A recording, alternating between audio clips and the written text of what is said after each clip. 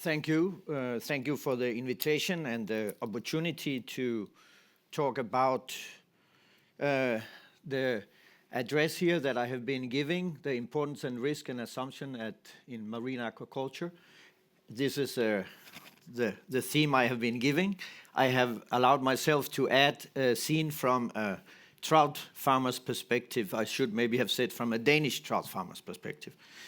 I understand that you are many here with practical experience in fishery, also in fish farming, but also in university and on policy and so on. So I might touch some areas which you already know, so please excuse me for that. And this is from I'd like to underline again, it's from a Danish farmer's perspective. First of all, a little bit what Musom is. We were established in 1979. We have been farming trout in the sea in Great Belt in Denmark for the whole period. And I have included a photo of our factory and head office. And I have included this photo because, as you can see, we have fish farm boats, we have leisure boats, and we have also local fishery boats. The port is originally a fishing port. We have a lot of small fishing ports in Denmark. And this is showing that it's a private port also, that we are self-sustainable financially, and the income from the three different activities working together makes a financially sustainable port. Of course, we have to make compromises in respect of the different interests, but it's working. And below you have seen also two certificates that we are working with, the ASC for responsible aquaculture and also science-based targets for nature that I will talk about later. One could start asking why occupy yourself with aquaculture in the first place? There's several good reasons, and I will bring a few here. The orange line, as you can see with the flat line, that is the total capture of wild fish on a global scale. As you can see, it is more or less the same. It is because it's regulated about quotas. I think many of you here know more about quotas than I do, but that is how we keep and protect the wild species. The blue line is, the dark blue line is how much of the wild captured fish we can use for human consumption. And the linear progressive line is the growth of aquaculture on a global scale. This is global data from United Nations. And this, you all know that this is a growing population in the world. We are now about 8 million. It's expected we'll reach 10 billion in 20 years. So to feed the world with fish, we simply have to farm more fish. It's very simple. This is the aquaculture on a global scale compared to capture. This is another way of expressing it. Actually, you can see here also the dark red area on the top. It's inland aquaculture. The pink is marine aquaculture, and then the two blue ones are the capture of inland fisheries and marine fisheries. And then if you zoom into aquaculture globally, the fact is that EU is only providing about 1% of the total aquaculture production. And we are 500 million consumers. That is the top blue line. So this is from the EU perspective. We demand about 10 million tons of fish and aquaculture products per year. And we do not supply that. We have a local production in EU of about 4 million tons. So we are a big importer, a big consumer of farmed fish products and wild-caught products on a global scale. Probably EU consumers are some of the most wealthiest consumers on a global scale, but we should also think that fish farmed or wild is an important source of protein for a lot of medium income on the world scale. This is the EU farm production. The columns are showing that the EU farmed aquaculture production is more or less stable. We showed that also before. It's about 1 million tons. And the blue line in the middle, it is the value. It's also interesting. The value of the farmed aquaculture products in EU is growing. This is over the last 10 years.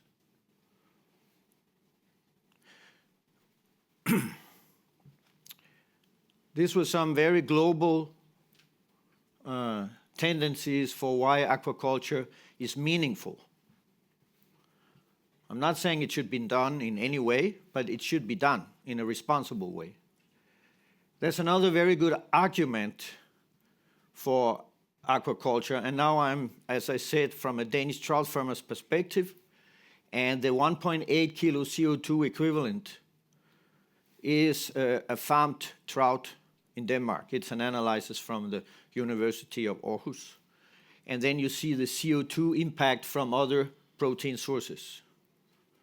So farmed trout in land and in sea has a relatively low CO2 impact compared to other proteins, assuming that we should eat also animal proteins, marine and terrestrial. I think there's a lower CO2 impact for the pelagic industry. I will give you this. The pelagic CO2 impact from a pelagic cod herring or mackerel is lower than 1.8. So this is a good argument for farming trout.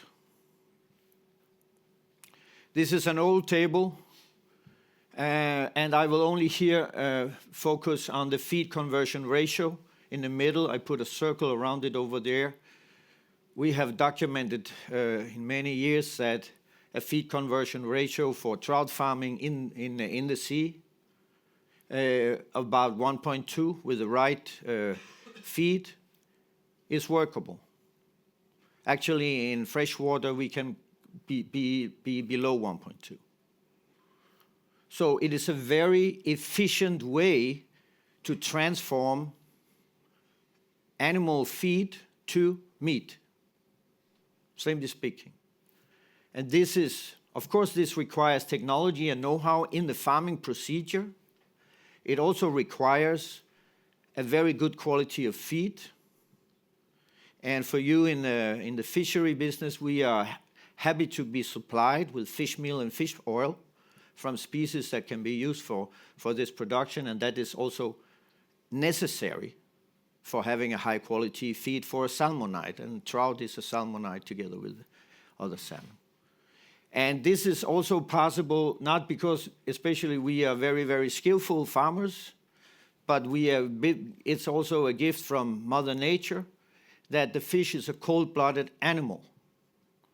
So the trout do not use calorie from the feed to sustain a certain temperature, like a warm-blooded animal. So that is one feature. And the second feature is that the fish is living in the sea. And gravity is also working in the sea, but it helps the fish a little bit against the gravity.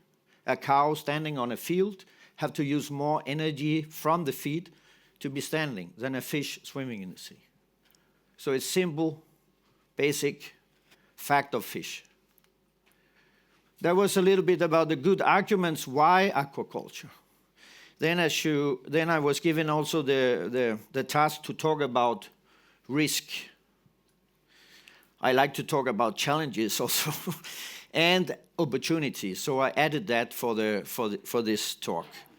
But first, talking about salmonids, talking about trout farming, which I think is relevant for Estonia and for Baltic states in general, for the Baltic Sea. When we enter this market, we have to understand that we are and will be the small guy.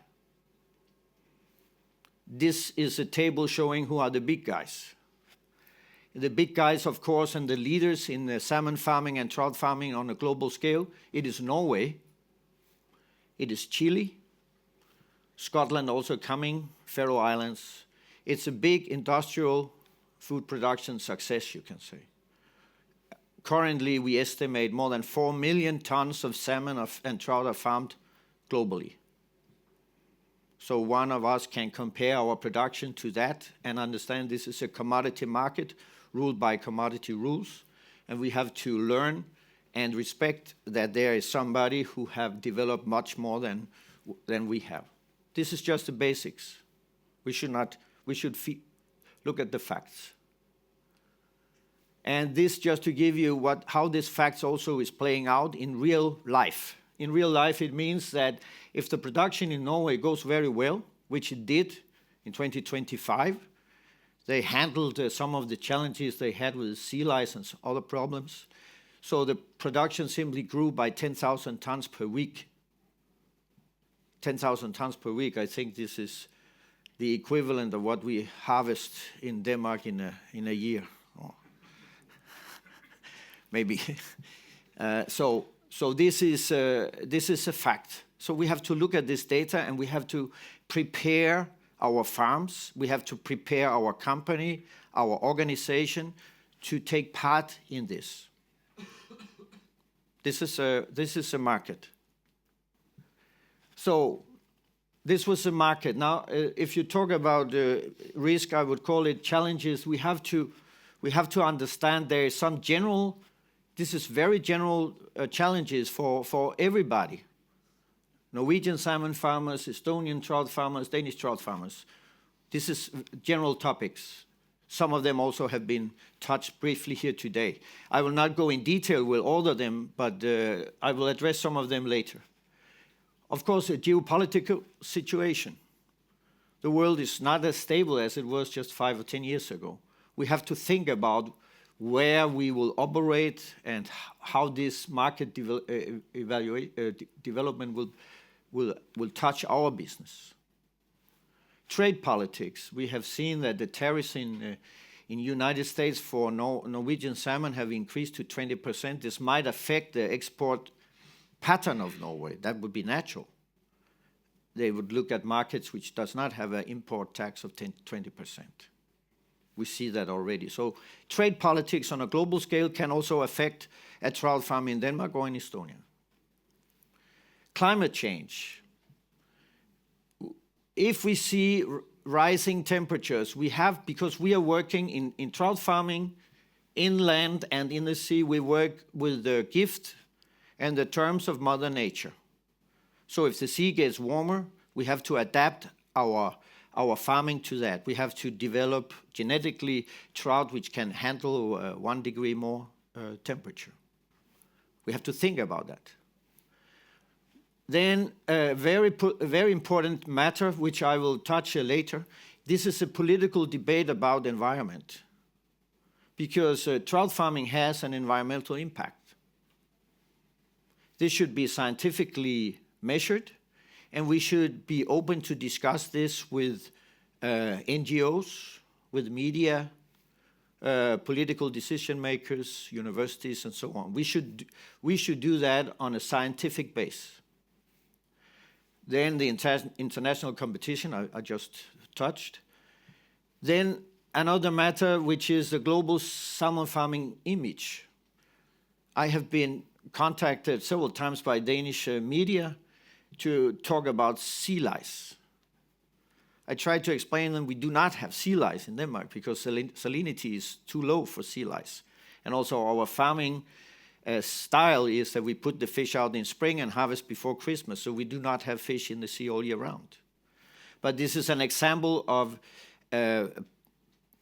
problems, for example, in Scotland, in Iceland, in Norway, touching the consumer's image about trout farming in Denmark. So we should be aware of that. And if we organize ourselves, which I will also recommend we do in Estonia, in Latvia, we have an organization and we have skillful people to explain and describe what we do. This has to be done on an organizational level. Regulation and legal framework, EU and national regulation should be respected and should be developed in compliance with the lawmakers. It's very important. And the last general trend is the distance, the growing distance between the consumer and the producer of food. It doesn't matter if it's fishery or aquaculture, it's the same. Then if we talk specifically about trout farming, this is a number. You can call it risk or you can call it challenge. It's just fact. We have to understand the biology of the trout, and we have developed it with genetics, with breeding, with etc. The nature, we have to understand the nature that we work in. This is very similar to fishery. It's very practical. Fish health is very important. And as you see at the bottom, I've written fish welfare. In EU, we are now developing together with organizations in EU best practice for fish welfare, good fish welfare. How is the density? How do you stun the fish? How is the health of the fish? This we should keep. This should be an issue that we include in our operation, in our daily operation when we operate a fish farm. That was fish health and fish welfare. Food safety, of course. The fish will be developed delivered to consumers. We have to take care that the product after farming is delivered in good condition to the consumer. Feed. This is very important, the most important ingredient together with the smolt in fish farming. And here in Denmark, I can say we have a very close cooperation with the fish feed industry, but also with the pelagic industry, supplying the raw material for the fish feed. When we go to political debates or political festivals, we are there with one of our working boats, and we are operating it together with the pelagic fishing industry. So it will also be a recommendation that you look at this. I think some of you are in a good position, both in the pelagic industry and fish farming, so you should have a good chance to combine that. Antibiotics and vaccination, it's something that we use, so it should be done in a responsible way. We should have a focus on that, how we can improve that. Additives, of course, chemicals, that should also be an attention point. So that was talking about the risks or the challenges, but I think we are business, so people, and in fish farming you have to be optimist, otherwise you don't get out of bed. So what is I have mentioned here 5 trends, which I think also is the same for an Estonian fish farmer. First of all, as I showed before, we have an increasing population in the world. There's simply more consumers, and the good thing is also that the purchasing power is getting higher. We can see in developed countries, some of them we used to, 10, 20 years ago, we used to sell trout in Vietnam, but it had to be the cheapest possible quality and grade. Now they demand the same grade as a European consumer, because the economic growth in Vietnam has been about 10% per year. The salary has been growing about 5 to 10% per year. So the consumers are increasing purchasing power, and that means that they will also try to eat the same thing that we are blessed with every day. So increased purchasing power. It's simply increasing the demand for farm fish, farm trout. And then, as I showed you, food production in Europe is stagnating. In Europe, we have been too good to regulate. It's like we are number one we want to be number one in regulation. But there's another innovation and production should also be developed at the same time. So this gives us also space if we are actually producing food in EU. Then the focus on environment and climate and certification, it can be looked at as a challenge, but it can also be looked at as an opportunity, because we are actually able to have an ASC certification if we follow the standards set up by the global NGOs. We have in fact a low CO2 impact. It's not just something we say. It's not a marketing stunt. It's a fact. And we have possibilities to develop even more with science-based targets for nature, which I hope I will be able to touch at the end of my speech. Then another thing that a fish farm can contribute is we can actually create jobs in rural areas. We can have a fish farm there, we can have a fish factory there in rural areas where normally the metal industry or the computer industry or the software developer will not set up office. He will be in the big cities. We are creating jobs in rural areas. It is important in Northern Europe and also in other places in the world. And finally, healthy food. If you farm a trout in the right way with the right feed, then the product that we deliver to the consumer is actually healthy. It has a lot of omega-3, good fatty acids. It's high on protein. In this trend with instead of eating Wegovy, you could eat more trout. So that was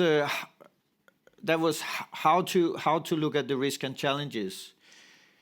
Very briefly, this is just how we think about it in our company. We think in a value chain. Trout farming is a value chain. It starts with the hatchery where we have the eggs. We have the mother fish. So we supply our own genetics. We have a land-based farm specialized for fingerlings. We have a land-based farm specialized for smolt, which is a term for a trout or a salmon ready to go to sea, moving from the freshwater environment to the sea environment, moving from freshwater to saltwater. We have the factory for the processing of the trout. We have the factory for the freezing of the trout because, same as you, we have to harvest all the fish in a short time. And to be able to supply the market in a good way, we have to be able to supply a very good quality frozen product. Then we have also to develop value-added items and sales. So this is a value chain. And the value chain here it's fixed assets. So we are asset heavy. These are investments. And you cannot convert it to, a small farm cannot be converted to aquaculture or something like that. So you have to go in here for the long run. It's not a quick in and out from an investor point of view. And you have to look also on the right-hand side, I have put there some special equipment that we need to connect the links in the value chain. To bring live fish from one place to another, you need a special truck. To bring live fish from a farm to another farm, you need a wellboat. And to bring a live fish from the farm to the factory, you need a harvest boat. And to work on the sea, you need a working boat. So you need also special equipment. This is just an example, a photo of a hatchery. I know many of you knows how it looks. But this is a place where we have the mother fish. We have a hatchery where we make the eggs. After that, we have a special farm where we keep the fingerlings, because these are two different environments, like they are in nature. The environment where the eggs are hatched in the very small river is not the same as where the fingerlings are living. And then you need a smolt station where you can make large smolt. Because if you make large smolt, and this is a global trend in salmon and trout production, the large smolt is much stronger when he goes into the sea. It's much more robust. So we are working with large smolt, that means 800 to 1,000 grams. But large smolt is actually more than 500 grams. Then you transfer them to the sea. We farm in, we call it open sea. You can see it's quite a far distance to the shore here. This farm is about 5 kilometers from the shore in the Great Belt. So you need to have equipment which is tested and certified for open sea farming. This is special cages we developed in Musholm together with a supplier of, now it has been transferred, taken over by a Norwegian company. But these cages have been, after it was developed in Musholm in around 2005, 6, 7, it has been sold to all over the world. Mexico, Japan, Norway, many places. Then you need to have a factory. I think you are in Estonia, you have a strong, and in Baltic states in general, you have a strong fish processing industry. This is a big advantage for the farming industry, that you have the processing industry so close, because this is a different set of skill to operate processing. It's not the same skill you need in farming. And as I said, for freezing, we think the fish, you need also to have a high quality freezing.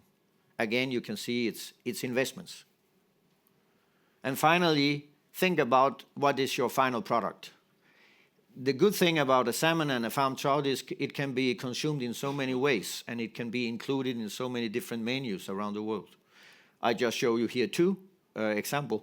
One is a fillet that we are selling in the Danish supermarket. And as you can see, the Danish consumer like farmed in Denmark. I guess Estonian consumer like farmed in Estonia. And this other table there is it's a Japanese breakfast.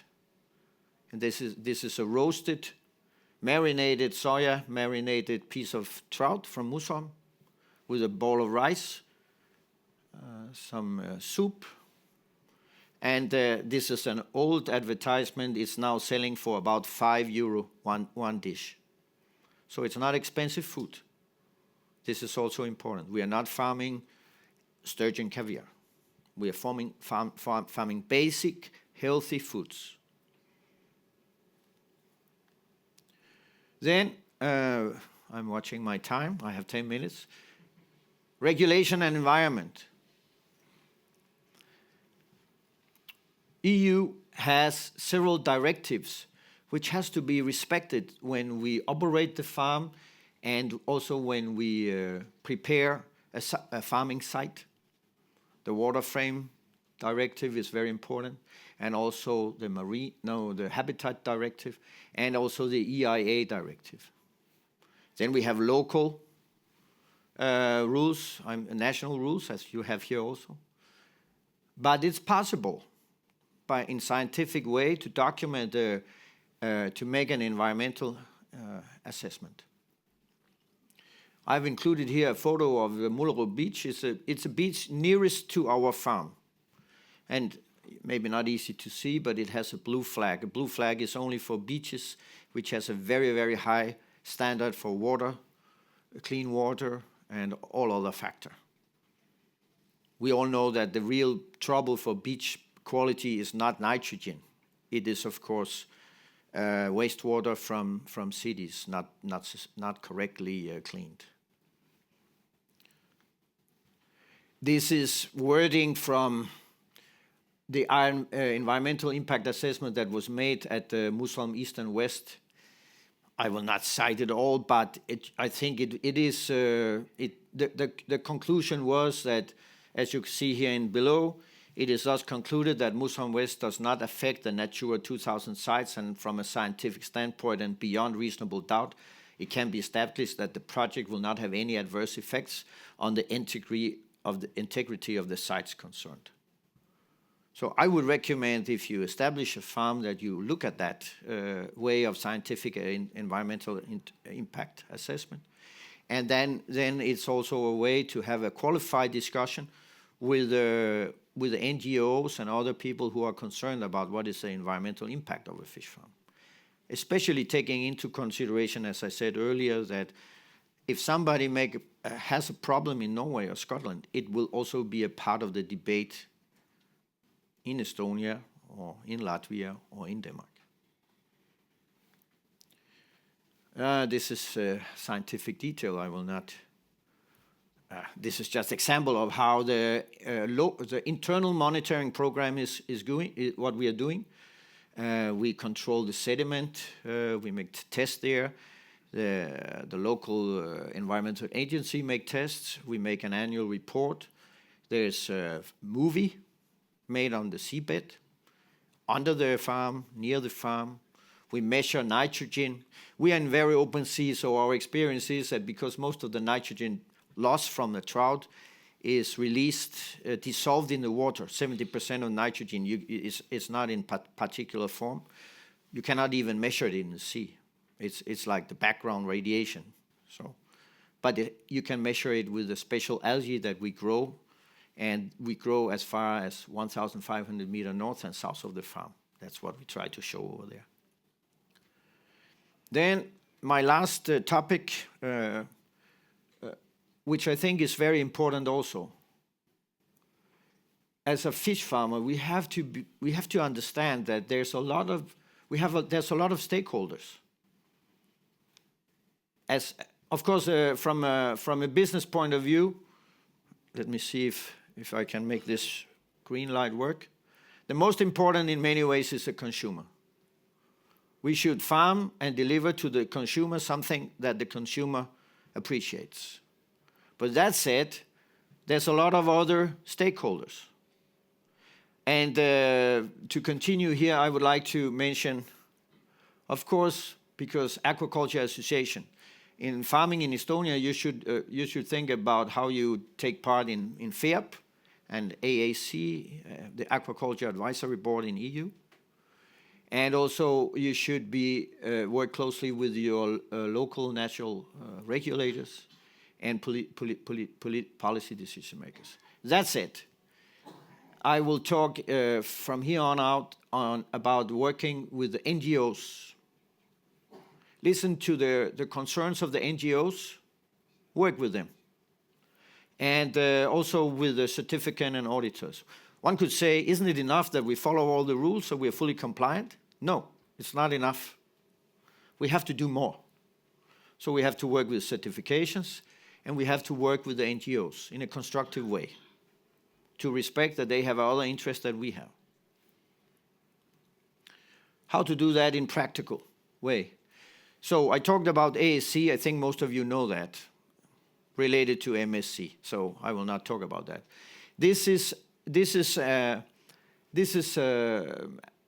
new cooperation that we have started, which is called Science-Based Targets for Nature. And Science-Based Targets for Nature,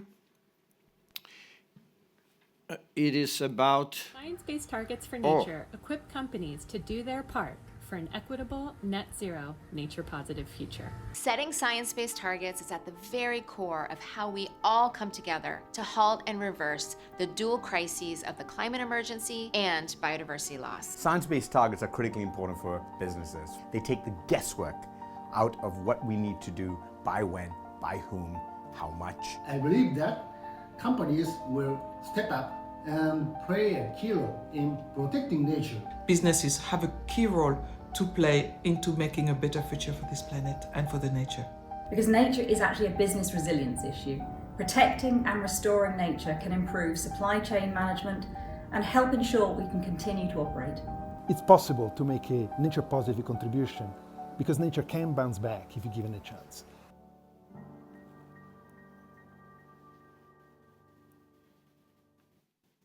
So what does it mean? Science-based targets for nature in relation to aquaculture is not final yet. So we as a company are working with science-based targets for nature to set standards for aquaculture on a global scale. So it's a 5-step procedure, but what would be the benefit of that? The benefit would be, first of all, we learn something about our own business because we uncover risks in our supply chain. And we also understand more about our environmental impact.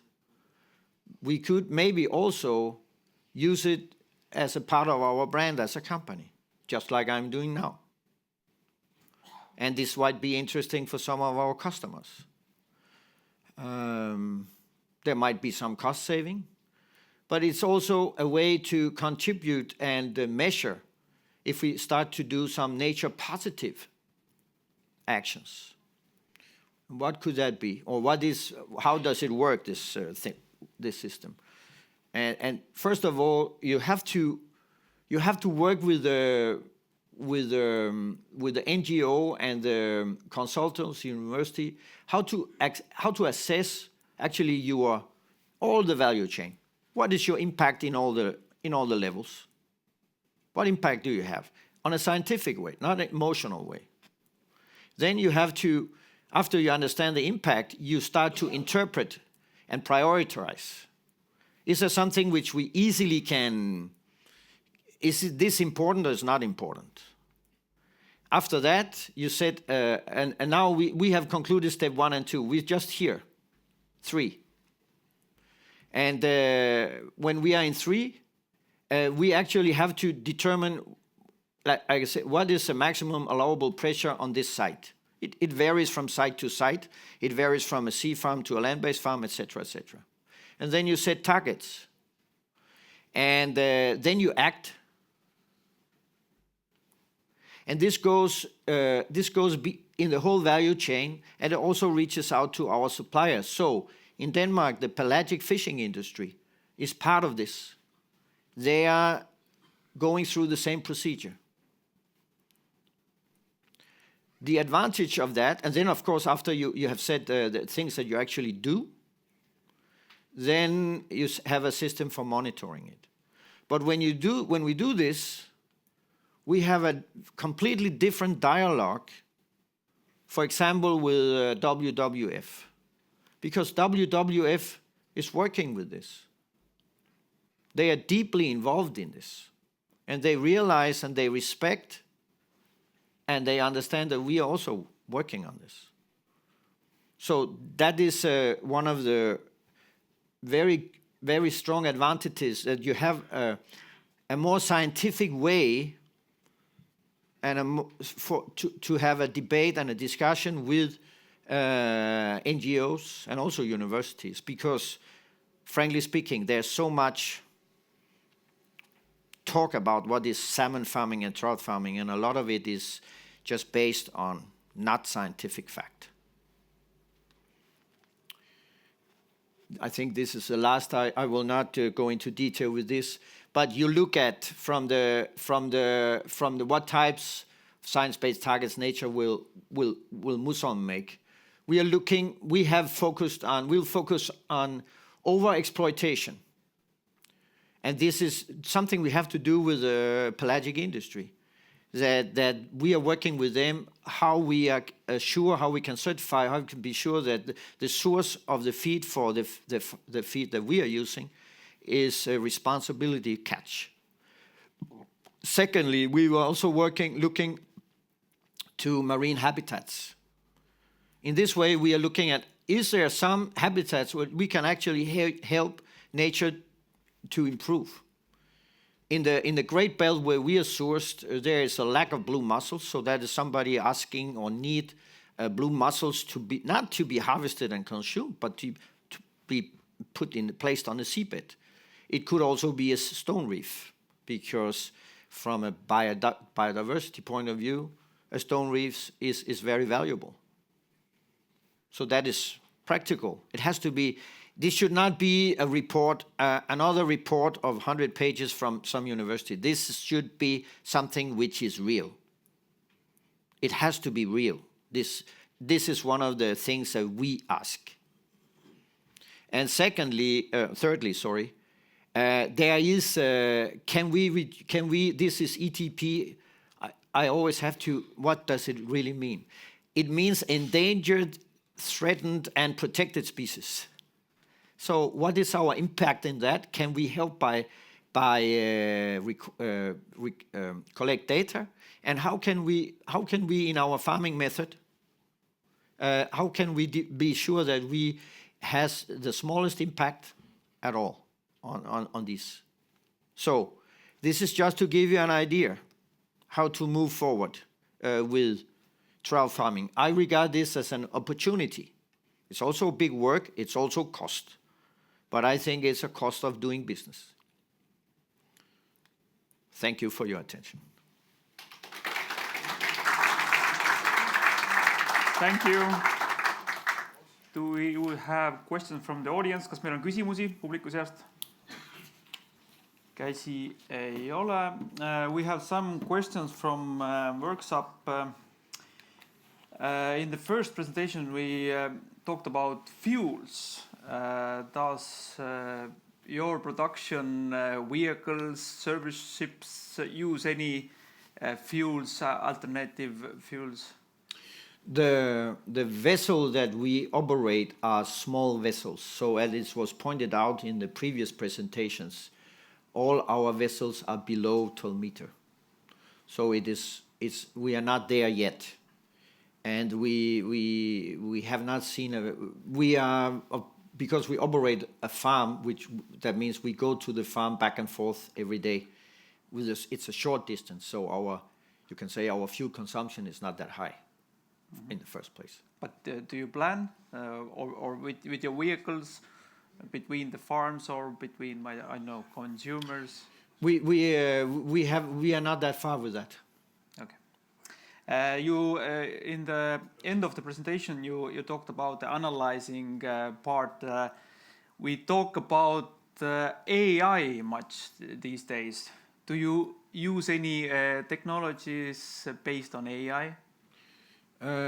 Actually, yes, but we do not use it in terms of our environmental monitoring. But we try to incorporate, and we are not, as we are fish farmers. We are not digital experts, but we try we cooperate with some AI company to monitor other areas of our business. But we are not AI specialists in any way.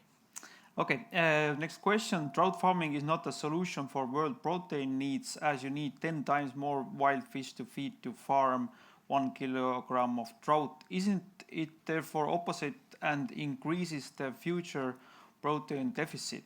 How do you comment that?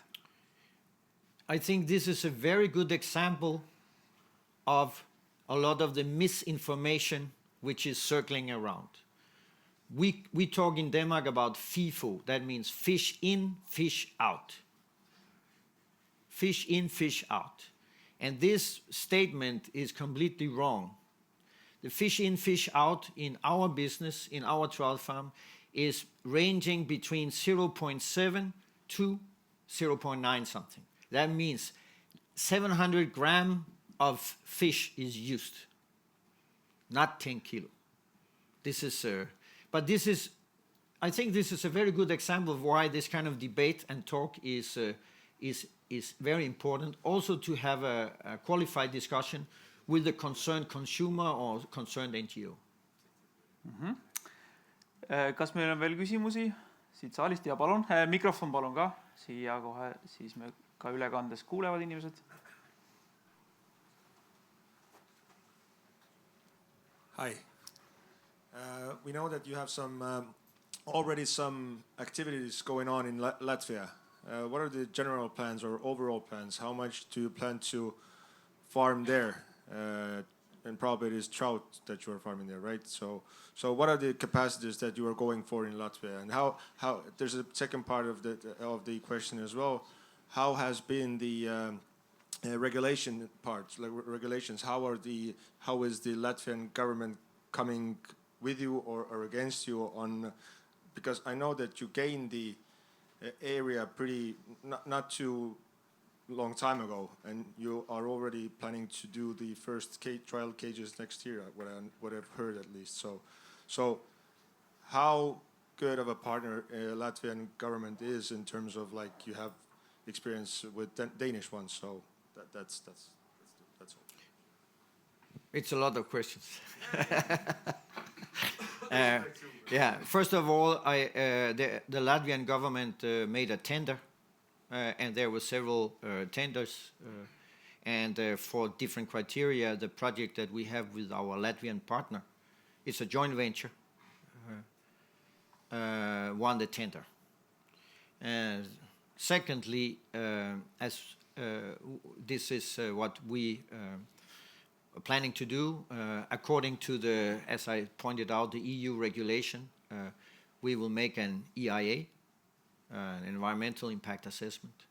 And based on the conclusions of the environmental assessment, we will be able to see exactly what should be the size of the production. To do a qualified EIA, it has been, I think this is what will be done, is that we will make a pilot project. So the environmental survey can, at the same time you have a pilot project, you can also follow the environmental impact, not only in terms of environment, nitrogen, phosphorus, but also the habitat assessment and so on. So this is the plan. So it's a pilot project, and it has to have an EIA which certifies that and assures that the environmental impact will not be negative on the environment. But why don't you come to Estonia then? I think you have already many good projects in Estonia. I have had the pleasure of visiting several of them. And well, we are just one company and we have limited resources. So we have also good dialogue and good cooperation with the fish processor and fish farmer in Estonia for many years. Kas meil on veel küsimusi publiku seast? Kui ei ole, I really liked the verse cold-blooded animals. The fish are like a cold-blooded killers. Thank you, Niels Dalsgaard. Teeme suure aplausi Nielsile.